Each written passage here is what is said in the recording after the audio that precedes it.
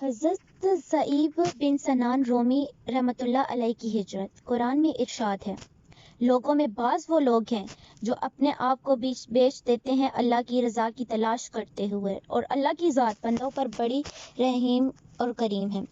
حدیث سے معلوم ہوتا ہے کہ یہ آیت بعض صحابہ کے بارے میں نازل ہوئی ہے۔ ان میں سے متعدد صحابہ کے نام ذکر کیے گئے ہیں۔ حضرت سعید بن سنان رومی کا ذکر بھی آتا ہے کہ جب انہوں نے ہجرت کا ارادہ کیا اور اس ارادے سے نکلے تو کافروں نے ان کو ایک جگہ پر گھیراؤ میں کر لیا اور کہنے لگے، ذہیب، تم روم کے آدمی ہو، مکہ کے نہیں۔ تم مکہ میں آئے تھے تو تمہارے جسم پر کپڑے بھی نہیں تھا، جیب میں بھی ایک پائی بھی نہیں تھی۔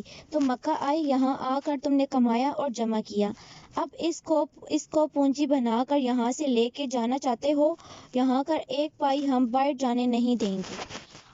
اگر تم جانا چاہتے ہو تو تنہا جاؤ گے، تمہارے ساتھ کوئی چیز نہیں جائے گی۔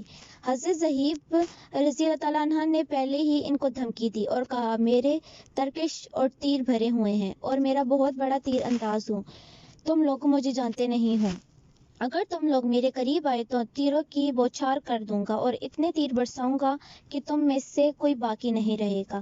اور اس پر وہ لوگ سہم گئے، اس لیے وہ جانتے تھے کہ یہ بہت بڑا تیر انداز ہے، لیکن وہ دو ہی کھڑے رہے اور دور کھڑے رہے اور جانے کا راستہ نہیں دے رہے تھے۔ حضرت ظہیر رحمۃ اللہ علیہ نے کہا کہ میرا بہت سا مال ہے، میں اپنے ساتھ لے کر نہیں جا رہا ہوں، جو مکہ میں چھوڑ دیا ہے، فلاں جگہ پر میں نے جمع کر کے رکھ دیا ہے، میں تمہیں اجازت دیتا ہوں کہ تم وہ سارا مال لے لو۔ بس یہ سن کر وہ کافر وہاں سے چلے گئے، انہوں نے مال کو چھوڑا اور چنانچہ کافر اور مشرکین اس کو لینے چلے گئے۔